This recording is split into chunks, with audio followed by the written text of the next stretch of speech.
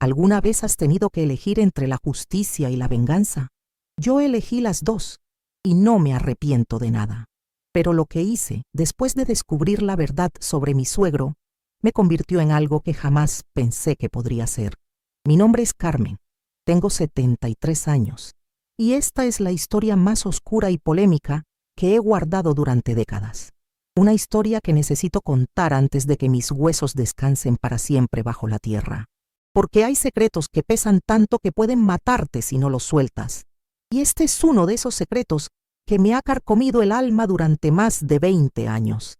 Esta es una historia sobre un monstruo que vivía entre nosotros, que se sentaba en nuestra mesa, que nos abrazaba en Navidad, que jugaba con nuestros nietos como si fuera el abuelo más tierno del mundo. Pero por las noches, cuando las luces se apagaban y las puertas se cerraban, ese mismo hombre se convertía en la peor pesadilla que una familia puede vivir. Y yo, que siempre me creí una mujer buena, una mujer de principios, una mujer que respetaba las leyes de Dios y de los hombres, tuve que tomar la decisión más terrible de mi vida. Porque cuando la justicia no llega, cuando el sistema te falla, cuando los que deberían proteger a los inocentes miran hacia otro lado, alguien tiene que hacer lo que hay que hacer. Y ese alguien fui yo. Mi historia comienza hace 25 años, cuando mi hijo Roberto se casó con una muchacha preciosa llamada Elena. Ella tenía 2 hijas pequeñas de un matrimonio anterior, Sofía de 6 años y Lucía de 4. Eran 2 angelitos de ojos grandes y sonrisas dulces que llenaron nuestra casa de risas y travesuras. Roberto las adoptó como si fueran suyas, y nosotros, mi esposo Ramón y yo, las recibimos como las nietas que siempre habíamos soñado tener. El padre de Roberto, mi suegro Esteban, era un hombre de 70 años que vivía solo desde que enviudó. Era un hombre respetado en el barrio, trabajador jubilado de la fábrica, católico devoto que nunca faltaba a misa los domingos. Tenía esa sonrisa amable que inspira confianza, esas manos grandes y callosas que parecían hechas para proteger, no para lastimar. Todos lo querían. Los vecinos lo saludaban con cariño. Los niños del barrio corrían hacia él cuando lo veían llegar con caramelos en los bolsillos. Pero había algo en sus ojos que me inquietaba. Una mirada que se detenía demasiado tiempo en lugares donde no debía detenerse. Una forma de tocar que parecía inocente pero que me hacía sentir incómoda. Al principio pensé que eran imaginaciones mías, que la edad me estaba volviendo desconfiada y paranoica. Después de todo, ¿quién era yo para sospechar de un hombre que había criado a mi esposo con tanto amor? Las niñas adoraban a su bisabuelo Esteban. Corrían hacia él cada vez que llegaba de visita. Se sentaban en sus rodillas mientras él les contaba cuentos. Se quedaban dormidas en sus brazos mientras veíamos televisión en las tardes de domingo. Elena y Roberto trabajaban mucho, así que muchas veces las niñas se quedaban con nosotros. Y Esteban siempre se ofrecía a cuidarlas cuando Ramón y yo teníamos que salir. «Déjenlas conmigo», decía con esa sonrisa que ahora me da náuseas recordar. «Yo me encargo de mis princesitas». Y nosotros, confiados, las dejábamos. Porque era el abuelo, porque era familia, porque nunca, jamás, se nos ocurrió pensar que el mal podía tener la cara de alguien que amábamos. Los primeros síntomas fueron sutiles. Sofía, que siempre había sido una niña alegre y extrovertida, comenzó a volverse retraída. Dejó de reírse con la misma facilidad. Empezó a tener pesadillas que la despertaban gritando en medio de la noche. Lucía, la más pequeña, desarrolló comportamientos extraños. Se chupaba el dedo obsesivamente. Se hacía pipí en la cama, aunque ya había dejado los pañales hacía tiempo. Y tenía ataques de llanto inexplicables. Elena estaba preocupada, pero los médicos le decían que eran cosas normales de la infancia, que algunos niños pasan por etapas difíciles, que probablemente era el estrés del nuevo matrimonio, de la adaptación a una nueva familia. Roberto también estaba inquieto, pero confiaba en los profesionales. Y yo, Dios me perdone, también quise creer que era algo pasajero. Pero una tarde de marzo, cuando fui a buscar a las niñas a casa de Esteban, porque se habían quedado con él mientras Elena trabajaba, algo cambió para siempre. Llegué más temprano de lo esperado porque había terminado mis diligencias antes de tiempo. Toqué la puerta, pero nadie respondió. Sabía que estaban ahí porque había visto las bicicletas de las niñas en el patio. Usé la llave, que Esteban me había dado para emergencias y entré. La casa estaba en silencio. Un silencio pesado, extraño, que me puso la piel de gallina. Caminé hacia la sala y no vi a nadie. Fui hacia la cocina, tampoco. Entonces escuché un ruido que venía del cuarto de Esteban. Un ruido que no sabría cómo describir, pero que me heló la sangre. Me acerqué despacio, con el corazón latiéndome tan fuerte que pensé que se me iba a salir del pecho. La puerta estaba entreabierta, y lo que vi a través de esa rendija me cambió la vida para siempre. Esteban estaba ahí, con Sofía, mi nieta de 8 años, y estaba haciendo cosas que un abuelo jamás debería hacer con su nieta. Cosas que me dieron ganas de vomitar, de gritar, de morirme ahí mismo para no tener que ver esa imagen que se me quedó grabada en los ojos como un hierro candente. Sofía estaba quieta, con los ojos cerrados, como si hubiera aprendido a irse a otro lugar en su mente para no estar ahí. Y Lucía estaba sentada en una esquina del cuarto, mirando hacia la pared, meciéndose como hacen los niños cuando están en shock. No sé cómo no grité, no sé cómo no me desmayé, no sé cómo logré mantener la compostura suficiente para salir de ahí sin hacer ruido, para llamar a Roberto desde mi celular con las manos temblándome tanto que apenas podía marcar los números. «Ven ya», le dije. «Trae a Elena, es urgente, y llámala a la policía». Pero cuando llegaron, cuando entramos todos juntos a esa casa maldita, Esteban estaba sentado tranquilamente en la sala viendo televisión con las niñas, como si nada hubiera pasado. Las había vestido, las había peinado, les había dado galletas y leche. Parecía el abuelo más normal del mundo. Y cuando les contamos a las niñas que podían decirnos la verdad, que nadie las iba a regañar, que estaban seguras con nosotros, ellas no dijeron nada. Se quedaron calladas mirando al suelo, temblando como hojitas en el viento. Esteban nos miró con esos ojos que yo había aprendido a odiar y dijo: «No sé de qué hablan. Yo estaba cuidando a mis nietas. Carmen debe estar confundida. A su edad, ya saben cómo es la mente». Y ahí comenzó mi calvario. Porque ¿cómo demuestras algo que solo tú viste? ¿Cómo haces que te crean cuando el acusado es un hombre respetado y tú eres solo una mujer mayor que podría estar imaginando cosas? La policía vino, hizo preguntas, pero sin testimonios de las niñas, sin evidencia física, sin nada más que mi palabra contra la suya, no pudieron hacer nada. Los servicios sociales también vinieron. Hablaron con las pequeñas, pero ellas seguían en silencio. El miedo las había paralizado completamente. Y Esteban, ese maldito, siguió viniendo a las reuniones familiares como si nada. Siguió sonriendo, siguió abrazando a las niñas, siguió siendo el abuelo querido de siempre. Pero yo veía cómo Sofía y Lucía se encogían cuando él se acercaba, cómo evitaban mirarlo a los ojos, cómo se escondían detrás de mí cuando él extendía los brazos para abrazarlas. Roberto estaba destrozado. No sabía qué creer. Por un lado estaba su madre, que nunca había mentido en su vida. Por el otro su abuelo, el hombre que lo había criado cuando su padre murió, el hombre que había sido su figura paterna durante toda su infancia. Elena lloraba todas las noches, sintiéndose culpable por haber expuesto a sus hijas a ese monstruo, pero también confundida porque las niñas no hablaban. Pasaron semanas, meses, y nada cambió. Esteban siguió libre, siguió siendo respetado, siguió teniendo acceso a nuestras niñas porque legalmente no había nada que lo impidiera. Y yo me estaba volviendo loca de impotencia, de rabia, de una sed de justicia que me carcomía las entrañas como un cáncer, hasta que una noche Sofía tuvo una pesadilla tan terrible que despertó a toda la casa con sus gritos. Elena la abrazó, la consoló, y por primera vez en meses la niña habló. «Mamá», le dijo entre sollozos, «el bisabuelo Esteban me toca donde no debe tocarme, y me dice que si le cuento a alguien va a lastimar a Lucía. Me dice que es nuestro secreto especial, pero a mí no me gusta ese secreto. Me duele, mamá. Me duele mucho». Elena se quedó helada. Roberto se puso pálido como un muerto, y yo sentí que algo se rompía dentro de mí para siempre, porque una cosa es sospechar, y otra muy distinta es escuchar la confirmación de labios de una niña de 8 años que ha perdido la inocencia de la manera más brutal posible. Esa misma noche llamamos otra vez a la policía. Esta vez teníamos el testimonio de Sofía, pero cuando llegaron los oficiales y quisieron hablar con ella, la niña se cerró otra vez. El miedo pudo más que la verdad. Y sin su testimonio formal, sin evidencia médica porque había pasado demasiado tiempo, otra vez no pudieron hacer nada. El sistema nos había fallado.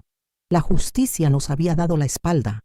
Y ese monstruo seguía libre, seguía siendo respetado, seguía teniendo la posibilidad de lastimar a nuestras niñas. Fue entonces cuando tomé la decisión que cambiaría todo. Una decisión que me convertiría en algo que nunca pensé que podría ser. Una decisión que me perseguiría el resto de mis días, pero que volvería a tomar 1000 veces si fuera necesario. Porque hay momentos en la vida en los que tienes que elegir entre ser buena o ser justa.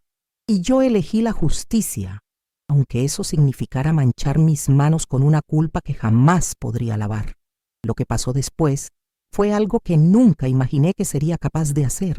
Pero cuando se trata de proteger a los inocentes, cuando se trata de detener a un monstruo que el sistema no puede o no quiere detener, una abuela puede convertirse en algo mucho más peligroso de lo que cualquiera podría imaginar. Y esa transformación comenzó la noche en que decidí que Esteban había lastimado a sus últimas víctimas.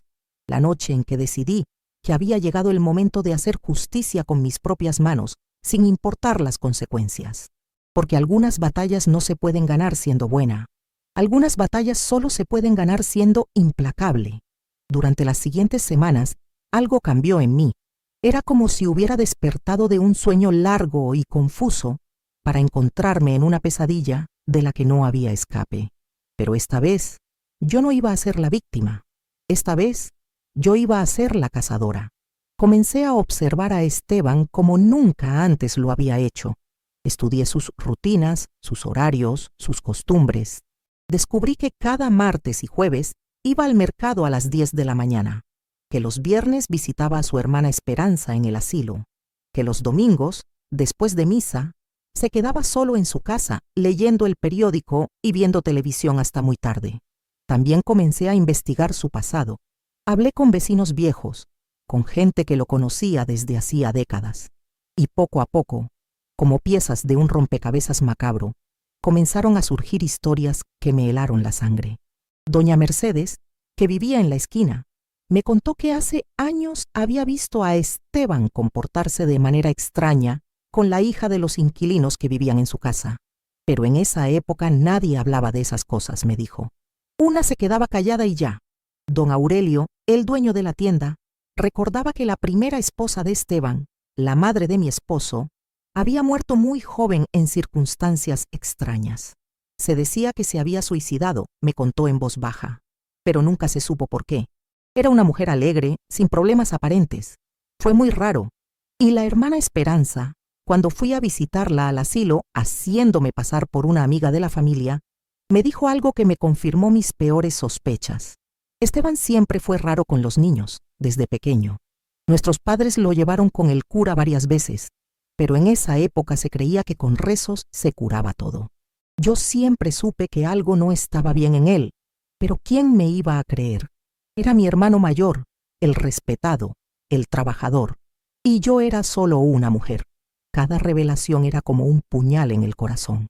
Cada historia confirmaba que Esteban había sido un depredador toda su vida, que probablemente había lastimado a muchos niños a lo largo de los años, que el sistema lo había protegido con su silencio y su indiferencia. Pero lo que más me dolía era pensar en mi esposo Ramón. ¿Habría sido Esteban también una víctima de su propio padre? Por eso Ramón era tan callado, tan retraído, tan incapaz de hablar de su infancia. Por eso había muerto tan joven, a los 55 años, de un infarto que los médicos nunca supieron explicar completamente. Una noche, mientras revisaba las cosas de Ramón que guardaba en el ático, encontré un diario que él había escrito cuando era adolescente. Las páginas estaban amarillas y quebradizas, pero las palabras seguían ahí, como fantasmas del pasado que gritaban verdades que nadie había querido escuchar. Papá vino otra vez a mi cuarto anoche, decía una entrada fechada cuando Ramón tenía 14 años. Le dije que no quería, pero él dice que es normal, que todos los padres hacen esto con sus hijos. Me duele mucho, pero él dice que si le cuento a alguien, nadie me va a creer, porque él es respetado y yo soy solo un niño mentiroso. Lloré esa noche como no había llorado desde que Ramón murió. Lloré por mi esposo, que había cargado ese secreto terrible toda su vida. Lloré por mis nietas que estaban viviendo el mismo infierno que había vivido su abuelo. Lloré por todos los niños que habían sufrido en silencio, mientras ese monstruo seguía libre, respetado, intocable. Pero después de llorar, sentí algo que no había sentido en meses: claridad. Una claridad fría, implacable, que me mostró exactamente lo que tenía que hacer. Roberto y Elena habían decidido mudarse a otra ciudad para alejar a las niñas de Esteban. Era una decisión desesperada, pero comprensible. Sin embargo, yo sabía que huir no era la solución. Esteban encontraría la manera de seguir lastimando a otros niños. Siempre lo había hecho. Siempre lo haría, a menos que alguien lo detuviera para siempre. Fue entonces cuando conocí a Marta, una mujer de mi edad, que trabajaba como voluntaria en un refugio para mujeres maltratadas. Nos conocimos en el supermercado, comenzamos a hablar, y poco a poco se fue creando una amistad basada en el dolor compartido, porque Marta también tenía una historia terrible que contar. Su nieta había sido violada por su propio padre cuando tenía 7 años. Marta había denunciado, había luchado, había hecho todo lo que el sistema le pedía que hiciera, pero el hombre había salido libre por falta de evidencias, y ahora vivía tranquilamente en otra ciudad, probablemente lastimando a otros niños. El sistema está hecho para proteger a los monstruos, me dijo una tarde mientras tomábamos café en mi cocina. Nosotras, las abuelas, las madres, las que realmente amamos a esos niños, no tenemos poder, no tenemos voz, no tenemos justicia, pero tenemos manos, le respondí, y algo en mi tono la hizo mirarme con atención. ¿Qué estás pensando, Carmen? Estoy pensando que si el sistema no puede detener a estos monstruos, tal vez nosotras sí podamos. Marta se quedó callada por un largo momento. Luego asintió lentamente. ¿Qué necesitas que haga? Y así comenzó la conspiración más extraña de mi vida. 2 abuelas de más de 70 años, planeando algo que jamás habríamos imaginado que seríamos capaces de hacer. Pero el amor por nuestros nietos puede convertir a cualquiera en algo que nunca pensó que podría ser. El plan era simple, pero requería paciencia y precisión. Esteban tenía diabetes y tomaba medicamentos todos los días. También tenía problemas del corazón, y su médico le había recetado pastillas que debía tomar con mucho cuidado porque una sobredosis podía ser fatal. Marta, que había trabajado como enfermera antes de jubilarse, sabía exactamente qué combinación de medicamentos podía provocar un paro cardíaco que pareciera natural. Y yo, que había cuidado a Ramón durante su enfermedad, sabía cómo conseguir esos medicamentos sin levantar sospechas. Pero antes de ejecutar nuestro plan, decidimos darle una última oportunidad al sistema. Fuimos con Sofía a un psicólogo especializado en trauma infantil, esperando que con ayuda profesional la niña pudiera dar su testimonio de manera que fuera válido legalmente. El psicólogo, un hombre joven y comprensivo llamado Dr. Herrera, trabajó con Sofía durante varias sesiones. Poco a poco, la niña comenzó a abrirse, a contar detalles que nos partían el alma pero que eran necesarios para construir un caso sólido. Finalmente, el doctor Herrera nos dijo que Sofía estaba lista para dar su testimonio formal. Fuimos otra vez a la policía, esta vez con el respaldo profesional y con un testimonio detallado y coherente. Pero cuando llegó el momento del juicio, cuando Sofía tuvo que enfrentarse a Esteban en esa sala fría y formal, rodeada de extraños que la miraban con lástima, la niña se quebró. Comenzó a llorar, a temblar, a decir que no recordaba nada, que tal vez se había confundido, que tal vez había sido un sueño. El abogado de Esteban, un hombre cínico y despiadado, aprovechó la confusión de la niña para destrozar su credibilidad. Habló de memorias falsas implantadas por adultos histéricos, de niños manipulados por abuelas vengativas, de un hombre inocente perseguido por rumores maliciosos. Y el juez, un hombre mayor que parecía más preocupado por terminar el día que por hacer justicia, declaró que no había evidencia suficiente para proceder. Esteban salió libre otra vez, con su reputación intacta, con su sonrisa triunfante, con la certeza de que era intocable. Esa noche, mientras veía a Sofía llorar en brazos de su madre, mientras veía a Lucía esconderse debajo de la cama cada vez que escuchaba pasos en el pasillo, mientras veía a Roberto destrozado por la impotencia y a Elena consumida por la culpa, tomé la decisión final. El sistema había tenido su oportunidad. Había fallado. Ahora era mi turno. Llamé a Marta esa misma noche. ¿Sigues dispuesta?, le pregunté. Más que nunca, me respondió. Entonces mañana comenzamos. Y comenzamos. Pero lo que no sabíamos era que nuestro plan iba a tomar un giro que ninguna de las dos había anticipado. Un giro que convertiría nuestra búsqueda de justicia en algo mucho más complejo, mucho más peligroso y mucho más satisfactorio de lo que jamás habríamos imaginado. Porque a veces, cuando planeas la destrucción de un monstruo, descubres que hay otros monstruos escondidos en las sombras, y a veces esos monstruos deciden que es mejor unirse a ti que enfrentarte. Lo que pasó después cambió todo, y me convirtió en alguien que jamás pensé que podría ser. Pero antes de continuar con mi historia, necesito hacer una pausa. Sé que algunos de ustedes están escuchando esto y sienten que el corazón se les acelera, que las manos les tiemblan, que reconocen el dolor del que estoy hablando. Si es así, quiero que sepan que no están solos, que hay más de nosotras de las que imaginan, y que a veces, cuando el sistema falla, las abuelas tenemos que tomar cartas en el asunto. Si este relato los está tocando el alma, si sienten que necesitan escuchar el final de esta historia, por favor denle me gusta a este video. Para hacerlo, solo tienen que buscar el botón que tiene forma de corazón o de pulgar hacia arriba y apretarlo. Sé que algunos de ustedes no están muy familiarizados con estas tecnologías, pero es muy fácil. También los invito a suscribirse a nuestro canal. Busquen el botón negro que dice suscribirse y apriétenlo. Así recibirán una notificación cada vez que subamos una nueva historia. Y créanme, tenemos muchas historias que contar, porque lo que viene a continuación les va a chocar el corazón. Lo que descubrí sobre Esteban, lo que hicimos para detenerlo y lo que pasó después va a cambiar la forma en que ven la justicia para siempre. Así que respiren hondo, porque la parte más intensa de mi historia apenas está comenzando. El miércoles siguiente comenzamos la fase final de nuestro plan. Marta había conseguido las pastillas necesarias y yo había estudiado la rutina de Esteban hasta conocerla de memoria. Sabía que los miércoles por la tarde él se quedaba solo en casa, que tomaba sus medicamentos a las 6 en punto con un vaso de leche tibia y que después se sentaba en su sillón favorito a ver las noticias. Pero cuando llegué a su casa esa tarde, con las pastillas disueltas en un frasco de leche que había preparado cuidadosamente, me encontré con algo que no esperaba. La puerta estaba abierta, no entreabierta, sino completamente abierta, como si alguien hubiera salido con prisa y hubiera olvidado cerrarla. Eso era extraño, porque Esteban era un hombre meticuloso que siempre cerraba con llave, incluso cuando estaba en casa. Entré despacio, con el corazón latiéndome fuerte.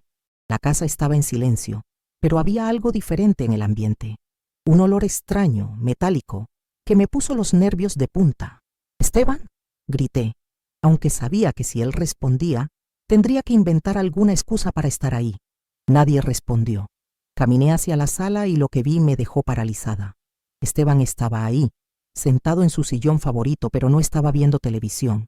Estaba inmóvil, con los ojos abiertos pero vacíos, con un hilo de sangre seca en la comisura de la boca. Estaba muerto. Mi primer pensamiento fue que había tenido un infarto natural, que tal vez Dios había decidido hacer justicia por su cuenta. Pero cuando me acerqué más, vi algo que me heló la sangre. En la mesa de centro, junto a su vaso de leche a medio terminar, había una nota escrita con letra temblorosa. «Ya no puedo más. Los fantasmas de todos los niños que lastimé no me dejan dormir. Perdón por todo el daño que hice. Esto es lo único bueno que he hecho en mi vida». Al lado de la nota había un frasco vacío de pastillas para el corazón. Esteban se había suicidado, pero algo no cuadraba. Conocía a ese hombre. Había visto su arrogancia, su falta total de remordimiento. Él jamás se habría suicidado por culpa. Él jamás habría admitido que había hecho algo malo. Fue entonces cuando escuché pasos detrás de mí. Me di vuelta y vi a una mujer que no conocía.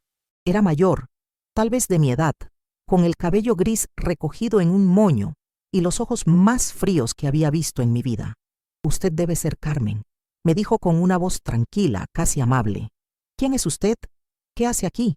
«Mi nombre es Dolores, y estoy aquí por la misma razón que usted». Me mostró un frasco idéntico al que yo llevaba en la mano. «Parece que las dos tuvimos la misma idea», continuó. «Pero yo llegué primero». «¿Usted lo mató?» «Digamos que lo ayudé a tomar la decisión correcta. Ese hombre llevaba décadas lastimando niños. Era hora de que pagara». «¿Pero quién es usted? ¿Por qué?» «Soy la abuela de Martín», me interrumpió. «¿Recuerda a Martín? El niño que vivía en la casa de al lado hace 10 años. El niño que se suicidó a los 12 años después de que Esteban abusara de él durante meses». El mundo se me vino encima. Recordaba vagamente a ese niño, un chiquillo tímido y dulce que había muerto de manera trágica. En ese momento pensamos que había sido por problemas en la escuela, por abuso. Nunca se nos ocurrió pensar que Esteban mató a mi nieto tan seguramente como si le hubiera puesto una pistola en la cabeza, continuó Dolores. Y durante todos estos años he estado esperando el momento perfecto para hacer justicia. Cuando me enteré de lo que había pasado con sus bisnietas, supe que era el momento. ¿Cómo se enteró? Tengo mis fuentes. Y también tengo amigas que piensan como yo. Amigas que han perdido nietos, que han visto cómo el sistema protege a los monstruos mientras los inocentes sufren. ¿Amigas? Dolores sonrió, pero no era una sonrisa amable. Era la sonrisa de alguien que ha visto demasiado, que ha sufrido demasiado, que ya no tiene nada que perder. Somos más de las que usted imagina, Carmen. Somos abuelas, madres, tías, hermanas. Somos mujeres que hemos decidido que si el sistema no puede proteger a nuestros niños, nosotras lo haremos. Y si eso significa ensuciarnos las manos, pues nos las ensuciamos. ¿Cuántas son? Las suficientes. Y ahora usted puede ser una de nosotras si quiere. Me quedé callada, procesando lo que acababa de escuchar. Había venido a matar a un hombre, y me había encontrado con que alguien más ya lo había hecho. Había venido sola, y me había encontrado con que no estaba sola. ¿Qué hacemos ahora?, pregunté finalmente. Ahora nos vamos. Yo nunca estuve aquí. Usted nunca estuvo aquí. Esteban se suicidó porque no podía vivir con la culpa de lo que había hecho. Fin de la historia. ¿Y si la policía investiga? La policía va a encontrar exactamente lo que nosotras queremos que encuentre. Un hombre culpable que finalmente pagó por sus crímenes. Van a cerrar el caso rápidamente porque nadie quiere remover un escándalo que involucre a tantas familias respetables. Dolores tenía razón. Cuando llegó la policía, cuando llegaron los paramédicos, cuando llegó el forense, todos llegaron a la misma conclusión. Esteban Morales, de 70 años, se había suicidado por remordimiento. La nota de suicidio era convincente. La sobredosis de medicamentos era consistente con un intento de suicidio, y nadie tenía interés en investigar más profundamente. Pero lo que no sabían era que esa nota había sido escrita por Dolores después de que ella le inyectara una dosis letal de insulina mientras él dormía la siesta. Lo que no sabían era que Dolores había pasado meses estudiando la caligrafía de Esteban, practicando su letra hasta poder imitarla perfectamente. Lo que no sabían era que había una red completa de mujeres que habían planeado cada detalle de esa muerte con la precisión de un reloj suizo. Roberto lloró en el funeral. Elena también. Incluso algunos vecinos derramaron lágrimas por el pobre hombre que no pudo vivir con la culpa. Pero yo no lloré. Marta tampoco. Y cuando vi a Dolores entre la multitud, vestida de negro y con una expresión serena, supe que ella tampoco estaba llorando. Estábamos celebrando. Después del funeral, Dolores se acercó a mí. ¿Le interesaría conocer a las demás?, me preguntó. ¿Las demás? Las otras abuelas, las otras madres, las otras mujeres que han decidido que ya es suficiente.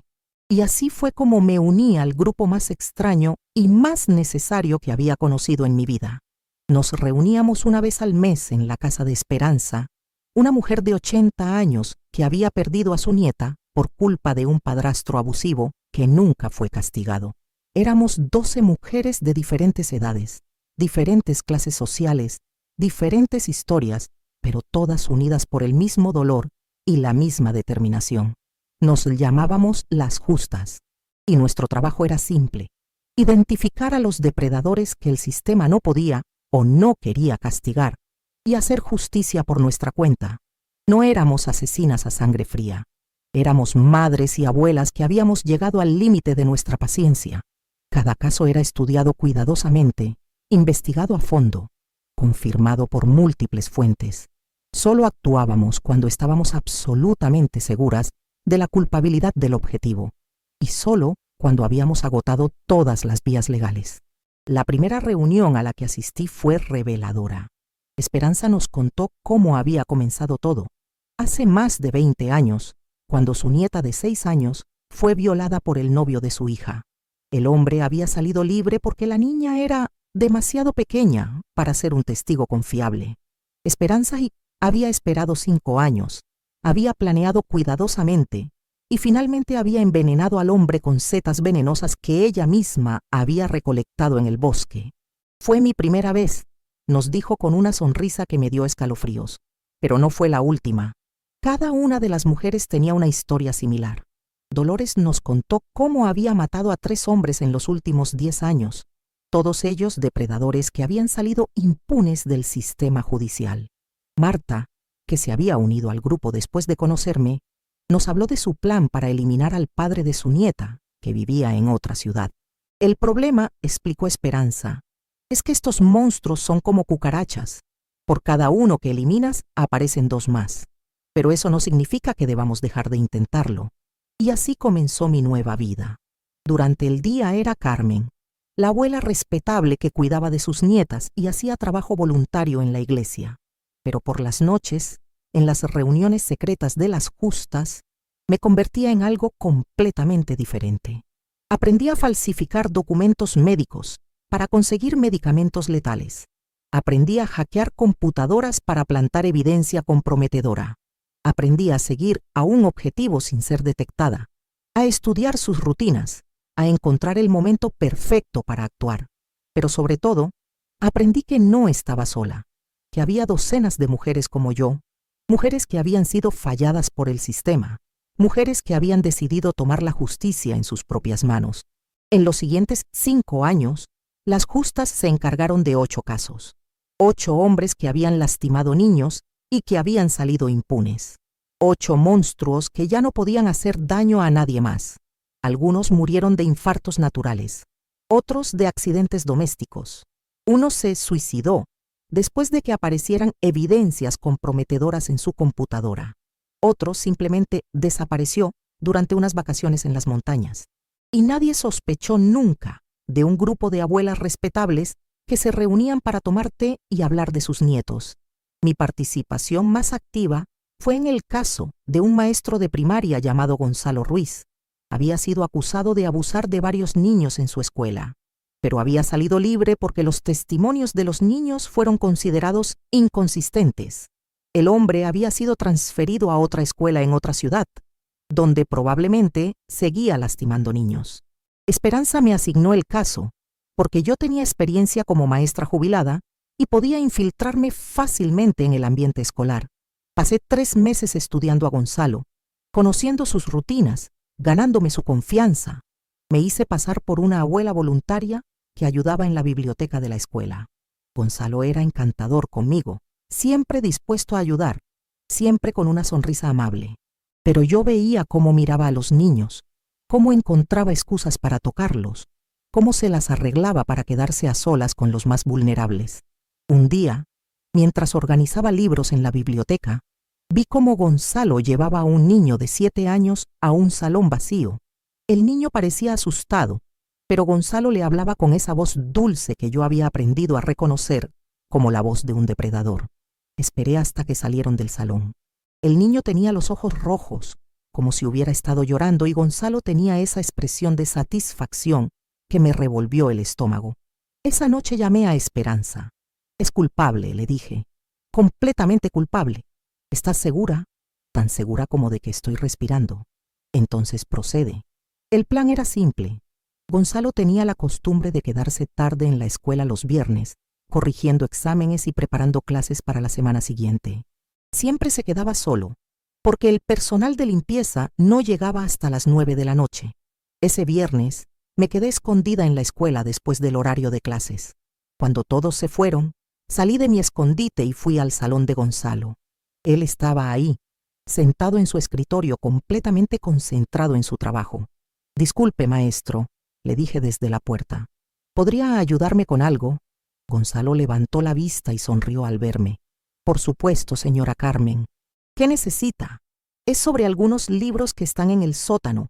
Son muy pesados y no puedo cargarlos sola». «Claro, vamos».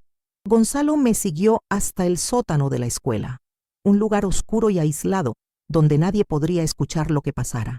Cuando llegamos abajo me di vuelta hacia él. Antes de que me ayude con los libros, le dije: «Quiero que sepa que sé exactamente lo que usted le hace a esos niños». La sonrisa se le borró de la cara inmediatamente. «No sé de qué habla», tartamudeó. «Sé exactamente de qué hablo.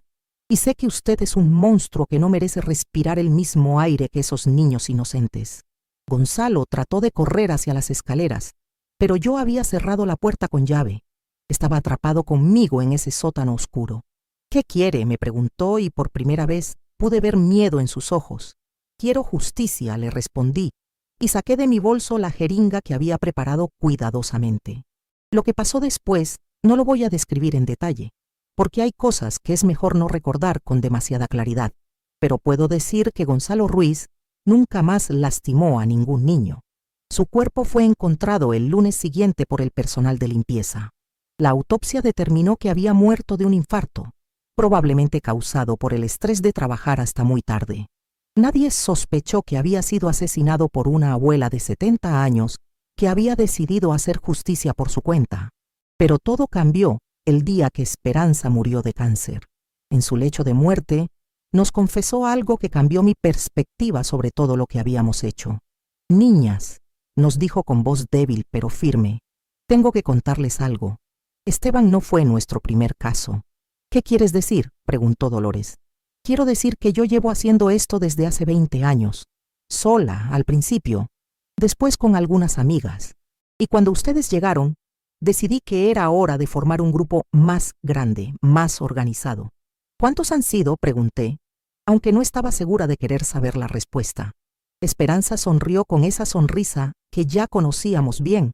32, dijo. 32 monstruos que ya no pueden lastimar a ningún niño más. Nos quedamos calladas, procesando la magnitud de lo que acabábamos de escuchar. «¿Se arrepienten?», preguntó Esperanza. Todas negamos con la cabeza. «Entonces continúen. Continúen hasta que no queden ni uno solo de esos malditos. Continúen hasta que los niños puedan dormir tranquilos. Continúen hasta que la justicia sea realmente justa». Y eso es lo que hemos hecho. Durante los últimos 15 años, las justas hemos crecido. Ahora somos más de 50 mujeres en todo el país. Tenemos contactos en hospitales, en escuelas, en servicios sociales, en la policía. Tenemos una red de información que nos permite identificar a los depredadores antes de que el sistema siquiera se entere de que existen. Y hemos salvado a cientos de niños. Pero no todo ha sido fácil. Hemos tenido que lidiar con investigaciones policiales, con sospechas, con miembros del grupo que han sido arrestadas. Una vez, una de nuestras compañeras, una mujer llamada Rosa, fue capturada después de envenenar a un hombre que había violado a su nieta de 5 años. Rosa fue arrestada, juzgada y condenada a cadena perpetua. Pero incluso en la cárcel, siguió siendo parte de las justas. Desde su celda, nos ayudaba a identificar a otros depredadores, usando los contactos que había hecho entre las otras prisioneras. «No me arrepiento de nada», nos dijo la última vez que la visitamos. «Ese hombre ya no puede lastimar a ningún niño más. Y eso vale cualquier precio que tenga que pagar». Rosa murió en la cárcel 3 años después, pero su legado continúa. Su historia se convirtió en inspiración para otras mujeres que habían perdido la fe en el sistema judicial. También hemos tenido que lidiar con la culpa, porque por más que sepamos que estamos haciendo lo correcto, por más que sepamos que estamos protegiendo a los inocentes, matar a alguien deja una marca en el alma que nunca se borra completamente. Hay noches en las que no puedo dormir, en las que veo las caras de todos los hombres que hemos eliminado. Hay momentos en los que me pregunto si realmente somos diferentes de ellos, si no nos hemos convertido en monstruos para combatir a otros monstruos. Pero entonces recuerdo la cara de Sofía cuando era pequeña, el miedo en sus ojos, las pesadillas que la despertaban gritando. Recuerdo a Lucía escondiéndose debajo de la cama cada vez que escuchaba pasos. Recuerdo a todos los niños que hemos salvado, a todas las familias que hemos protegido, y sé que hicimos lo correcto. ¿Somos asesinas? Tal vez. ¿Somos criminales? Probablemente. ¿Nos arrepentimos? Jamás, porque cada vez que veo a Sofía, que ahora tiene 23 años y es una mujer fuerte y segura de sí misma, sé que hicimos lo correcto. Cada vez que veo a Lucía, que estudia psicología para ayudar a otros niños traumatizados, sé que valió la pena. Cada vez que recibo una carta de una madre agradeciendo porque su hijo ya no tiene pesadillas, sé que somos las heroínas que este mundo necesita. El sistema nos falló. La justicia nos dio la espalda, pero nosotras no les fallamos a nuestros niños. Y si eso nos convierte en monstruos, pues que así sea, porque a veces se necesita un monstruo para detener a otro monstruo. Ahora, a mis 88 años, sigo siendo parte de las justas. Ya no puedo participar activamente en las operaciones, pero sigo siendo la consejera, la que planifica, la que entrena a las nuevas integrantes, porque esto no termina conmigo. Esto continúa con cada abuela que decide que ya es suficiente, con cada madre que decide que no va a permitir que lastimen a su hijo, con cada mujer que decide que la justicia real se hace con las manos, no con papeles. La semana pasada recibimos un nuevo caso. Una niña de 6 años que está siendo abusada por su propio tío. La madre denunció, pero el hombre salió libre porque no había evidencia suficiente. La familia está desesperada, la niña está destruida, y el sistema una vez más ha fallado. Pero nosotras no vamos a fallar. Ya tenemos a una de nuestras mejores operativas estudiando el caso.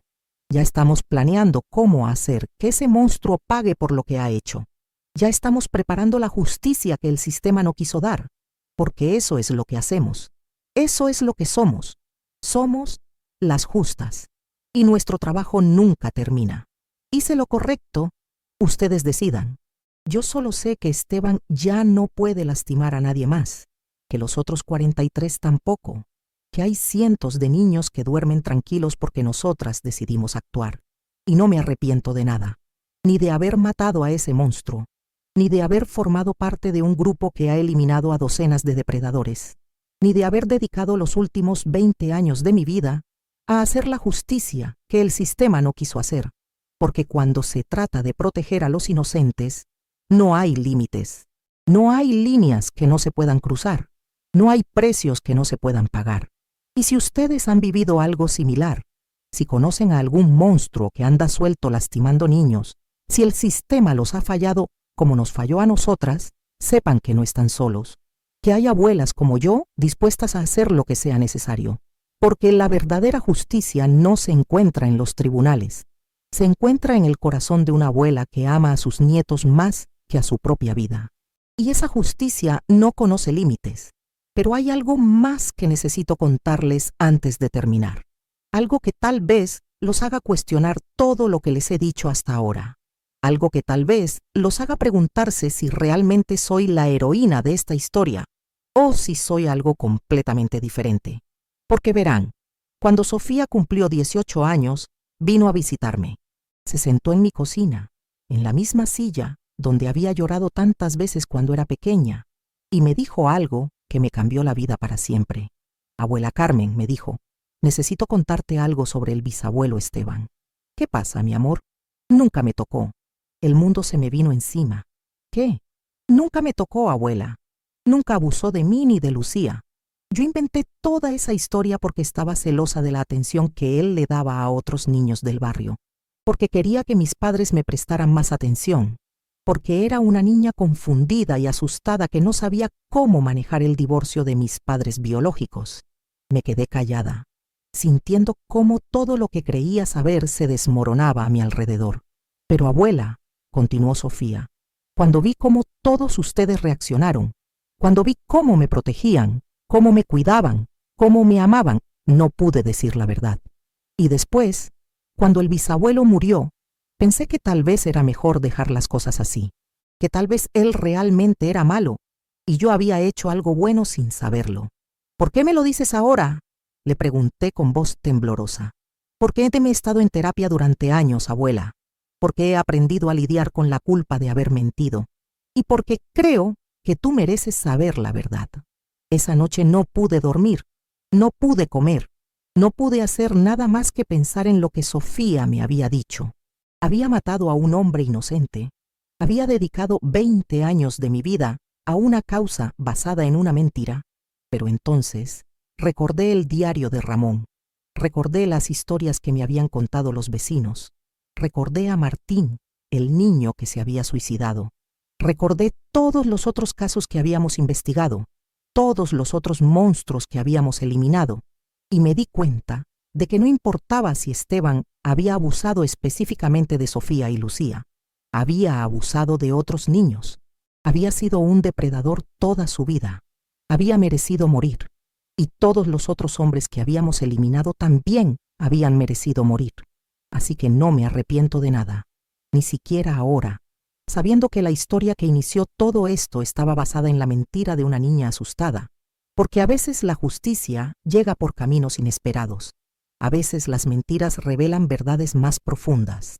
Y a veces, para proteger a los inocentes, tienes que estar dispuesta a ensuciarte las manos, sin importar las consecuencias.